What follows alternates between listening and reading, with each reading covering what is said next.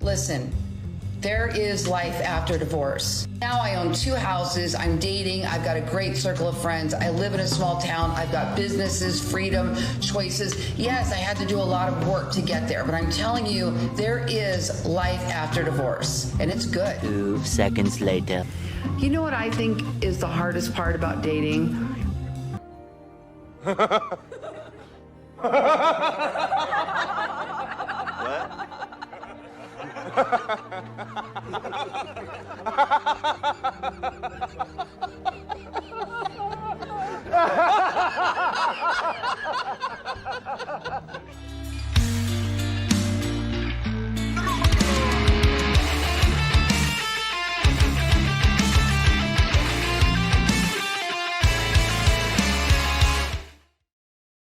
Ladies and gentlemen, welcome back to this channel. Welcome back to the desert. Give me the sip rep. And now guys, let's talk about dating after divorce. First, we're gonna watch this woman again talk before she gets to dating and then after. And let's together think about dating after divorce. Now let's get started. Listen, there is life after divorce. And I know, because I did not expect to wake up at 45 years old with a 25-year-old marriage ending and young kids and moving into a 900 square foot apartment and trying to figure out what life was going to look like financially. Everything about it was completely upside down. And I cried and was devastated. And I think most of us grieve for what we thought we were going to have, not for what we actually had. I was grieving that we were so close to our empty nest phase. We were going to travel and do all these things together. But when I look back on it, it was not a good situation. And now I know that I was grieving the future, not what I had. Now I own 2 houses, I'm dating, I've got a great circle of friends, I live in a small town, I've got businesses, freedom, choices. Yes, I had to do a lot of work to get there, but I'm telling you, there is life after divorce, and it's good. You know what I think is the hardest part about dating? We're gonna stop it right here, guys, on this hilarious moment that I included in the intro. Just to mention, right, let's give this woman some credit. First off, her marriage lasted 25 years and she had kids, all right? So that is a beige flag. That is not, that's something, right? Like most single mothers, they really are single mothers while they've been for 1 or 2 years with the other person, right? And they immediately decided that they can have something better. This woman at least spent, what was it, 25 years in a marriage. I value that and appreciate that. Now, it's not the best outcome, of course, to get divorced then, but hey, at least, you know, the kids had grown up, right? You didn't deprive them of a father figure right from the get-go. And also, this woman is not extremely entitled. We haven't heard the word deserve. This is probably the first and last video I ever make where we're not going to hear a woman talk about deserving. She said that she actually had to work hard for all the things that she got after the divorce. So now, guys, with that in mind, let's cover her line of thinking. I don't know if it's any age group. I am, to be honest with you, I'm over 50, which is hard to even admit. Found myself divorced in my mid-40s after a 25-year marriage, raised our kids, and there I am. It wasn't what I wanted, but it was what it was. And I'm a very honest, authentic person. I tell it how it is. And it is a very strange world to be dating and not feel like you can just lay it out there. Right, so she's in her 50s and she divorced in her mid-40s. So it's been at least 5 or 6 years, but maybe closer to 10. And she hasn't found that person. She hasn't found the commitment yet, which, you know, if you ask me, you're never going to find it, madam. It's been already 5 or 6 years and you haven't found someone to settle with, you know, to live together. You probably never will. And we'll get to that point later, guys. Let's continue. And say what it is that you're feeling and be okay with however it lands. And I find myself sometimes even in conversations that maybe are trying too hard to validate the other person's lifestyle and behavior, and putting our own needs sometimes aside because we want to keep that thing going for a while. But like tonight, I'll share with you, and the guy I hang out with knows I make these TikTok videos. We've been hanging out for about 6 months, and it's not further along in any kind of exclusive situation, primarily because his life is in a totally different circumstance than mine. Young children, recent divorce. I'm long past all of that. So I have a lot of freedom in my life, and I'm just not caught up in all those entanglements. But I certainly can empathize with the fact that he is, and I do. But I will tell you that for me, I can't tell you how important it is to have somebody just lay it on the line. Tell me how it is. Tell me how it is. Now, you don't need to repeat the same thing over and over again as if it isn't something I want to hear necessarily. But I also want to be able to tell it how it is. And whether that is us telling each other how we feel about each other, or we're telling each other how we feel about each other dating other people, or we're talking about whatever is going on in that situation, I think honesty is kind of something people don't feel really comfortable with anymore, because we are vulnerable and we're in a situation that leaves us we're likely to get hurt, or we're likely to scare that other person, or we don't feel like we have the right to ask something of that other person or tell that other person. Where I feel like if we were just laying it all on the line and letting the other person then make the choice. Let me make the choice. Tell me everything that is going on, and then let me make the choice. I mean, let's just say we have bad habits and you haven't told the other person you're a smoker, or you haven't told the other person that, I don't know, you have an obsessive need to mountain bike all weekend long. I don't know what the example is. Guys, I think this woman is taking it too seriously. She's taking the other person, that was a man in his 30s, if I recall correctly, in a too serious manner, as if they are already in a marriage and they have to have this level of communication over 100. When in reality, if you ask me, he's not going to commit to you. You've already been, quote unquote, hanging out for 6 months, and it's nothing exclusive or serious, and you're taking it so seriously, like you're already gonna get married in 2 weeks, when most probably the other guy, he's not even considering it. Like, you're almost twice his age, and he has young kids of his own. He probably doesn't want a mother who is more, in the age bracket of a grandma, to be honest with you. But now, guys, let's continue. Whatever it happens to be, you don't know how that other person might process that, and they might actually be quite okay with it. I think there needs to be a much better line of communication. And if you're in a situationship and you have not decided that you're not exclusive yet, but you don't want that person to date, tell them. Tell them how you feel. Don't control them. Don't tell them they can or can't. But tell them. I'm a perfect example. I'm in a situationship. I am. And it's a long story, but no, he's not married, but there's a long story involved in it, and I'm okay with it. I really am, because truthfully, I'm not sure that I want a die-hard commitment either yet. However, I'm not out there with other guys. Imagine being 55 and, first off, being in a situationship. Second off, not knowing what you want. Man, when are these women gonna figure out what do they want out of life?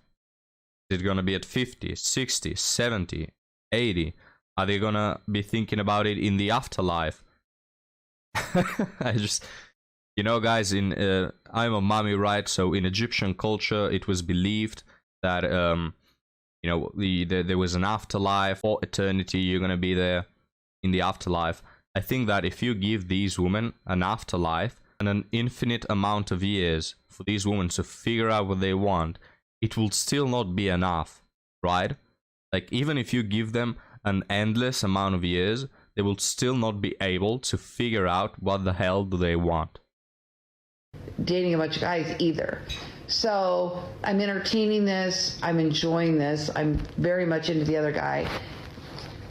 I would rather tell him that I hope he doesn't date somebody else than risk him going out one weekend thinking I just don't care and tying one on and going home with somebody because we've never expressed our feelings towards each other. I'd rather say, I really hope you don't date somebody else. I'd rather you didn't. And I want him to tell me the same. Because honestly, if somebody comes along and I'm interested in them and we have not had that conversation, there is a good chance I'm going to go out with that guy. And if I go out with that guy, what does that mean? There's a good chance I'm going to hit it off and it might turn into something more than what I'm in now. But if I have not heard the guy that I'm really into express that he cares about that, not that he controls that, not in a narcissistic way, but that he cares about that. No, I really do care about you and I'd rather you didn't date somebody else. I'm probably going to consider that when that other guy comes along because I am into this guy. But if you act like it's no big deal and you don't care and another guy comes along, there's probably a really good chance I'm going to go out with that guy. And guys, why do I get the feeling that it's a 20-year-old woman talking? Like, I feel like I've heard these same conversations spoken between groups of female friends in their 20s. You know, I like this guy, but should I be committed to him? Should I go with other guys? Should I have situationships? Should I just sleep with men? Do I want commitment? Guys, like, she's 55 and she's talking like she's a pre-adolescent. Has no idea what she wants. Just don't get it, man. I really don't get it how you can go for that many years not knowing what you want, you know? And it's actually a red flag because most probably in your marriage, you still didn't know what you want. Like, you were there for 25 years in your marriage not knowing what you're doing. So take a guess, guys. Why did her marriage, come to a divorce? Is it because the guy suddenly wanted a divorce 25 years in? You know, do you think that is the reason? Or do you think that this woman just didn't know what the hell she wanted and at some point, the balance broke off? And I'm actually surprised it lasted 25 years, to be honest with you. May hit it off and vice versa. I would expect the same thing. So I'd rather just tell you, this is how I feel. You do with it what you want. This is what I prefer, don't prefer. No control, no strings, no whatever. But this is where I am. Let them then make the decision where they are. And if you guys don't meet up on the same eye to eye, then let it go. It is what it is. But you don't give yourselves any chance if you're not telling each other authentically how you feel. That's just my 2 cents about it. I thought I'd share that with you tonight. Be honest. Alright guys, so the TikTok ends right here. Now first, before we get to the main point, I just want to mention, this is why it's really, really important as a man, to be the backbone of the relationship, be the indestructible pillar. You know, you have to create the balance and you have to set boundaries. Because women, they're not absolutely, completely irrational, but they really are the, emotionally weak agenda. They don't have that balance in them and they wait for someone else to bring it in. This goes for all women in different aspects and ratios, of course, but it goes for all women, guys. It's really important for a man to be decisive, to be leading, to be controlling in a healthy way. Because women will say they hate this, for a man to be controlling. They want, the power on their hands, but they actually need it, absolutely need it in order for a relationship to work. This is why all docile men who are meek and weak and they don't know what they want and they say, honey, how do you feel about this? And they expect the woman to make all the decisions in the relationship. That relationship is not going anywhere. There are so many marriages nowadays with weak, pathetic men leading them, quote unquote leading them. They have no idea what they're doing and they always end up in divorce because the woman doesn't respect them. As a man, you have to make it so your wife or girlfriend or whoever it is respects you by leading, by setting boundaries, by, you know, staying strong on your words. Not like an asshole, again, not completely like a dictator, but just this, you know, healthy leading. This is what women want, and this is what men want. This is what both need in order for a relationship to, you know, to be okay. Because otherwise, you get to the point where this woman is, where there is no balance. She doesn't know what she wants. You know, there's absolutely no control over her decisions. She doesn't even know what she wants, let alone having control over her own decisions. But with that being said, guys, let's go to the main point. I'm gonna reverse the video right here, and I'm gonna play it. Look at what she has now. Now, she has 2 houses, dating, circle of friends, you know, businesses, freedom, choices. Now, you have to think about this when it comes to divorce. Is it worth it to get divorced, to have more freedom, to have more choices, to, I don't know, have your own interests? Because, you know, you can work on that more if you are alone than in a relationship. But is it worth it? Because when we look at the wider picture, you know, 5 to 10 years have passed by since you got divorced, and you're still single, you don't know what you want. Is it worth it to let go of a marriage and pass away alone in order to have more choices and freedom? This is a question I think women should be asking themselves, because, you know, let me be honest, guys, like, I absolutely understand that that marriages are not easy at all, right? They're not easy. Problems rise. You have to be able to figure them out and walk through them for many years at a time. But the thing is, most problems, I think, guys, they're absolutely solvable. Most divorces that women initiate, it's really a problem that could be solved. You know, if we talk about cheating or like extremely big problems, I can understand that. But most divorces don't happen because of cheating. They happen because communication wasn't great, the spark was gone, and all this other nonsense, guys. Get what I'm telling? So women should think more before they get divorced if there really is a gold pot at the end of the rainbow, you know? If really life is going to be easier, if more freedom and choices are better than actually staying in that marriage. Because I don't think that that guy that she divorced was something bad, right? If they've been able to make it 25 years, then most probably things weren't as dire, you know? But she got divorced, guys, for unknown reasons. Most probably because I don't know, the disbalance, you know, she's disbalanced and she didn't know what she wanted, so she divorced at some point because things weren't working, quote unquote, even though she could work towards making them work. But anyways, guys, I'm repeating myself.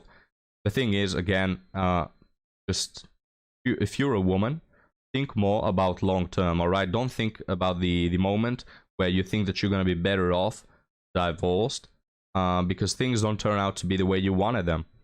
And now you're already starting to regret letting that man that you are married to, that guy who you're dating is in his 30s. He's not going to commit to you, let me tell you. I'm sorry to spoil it for you, but he's not going to commit to you, all right? He's not going to commit to a woman who is 55. So are you really going to find someone, or are you just going to be jumping from guy to guy, from situationship to situationship until you hit 60 and you're not able to do it anymore, and you're just going to spend the last 20 years of your life alone? You know, are the choices and your freedom better than actually spending the last years of your life with someone who cares about you and who has always been there for you? But guys, leave me your thoughts down in the comments, and I'll be really happy to see you next time. Have a good one.